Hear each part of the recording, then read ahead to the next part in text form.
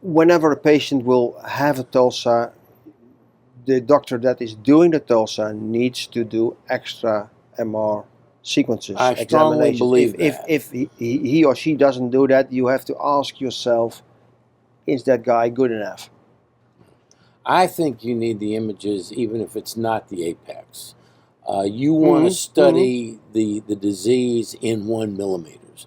Yeah. Remember, TULSA has the ability to go down to 1 and 2 millimeters. Why wouldn't you look at 1 millimeters in your relationship to your sex nerves, to your neurovascular bundle?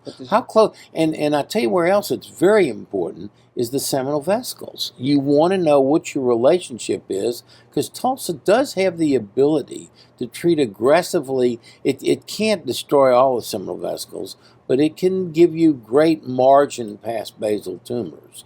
And it can also treat seminal vesicle area that would be a potential metastasis from basal tumors. To me, you really need the 3D space imaging before you do TULSA. The 3D images are incorporated into the treatment computer when you do TULSA. And then they're converted to 5 millimeter images that fit the transducers. So when you're doing your TULSA, during the treatment, you have the ability to look at your 1 millimeter images and your 5 millimeter images. You have both, and you play them back and forth to each other of where am I treating, what am I treating, how much margin do I have.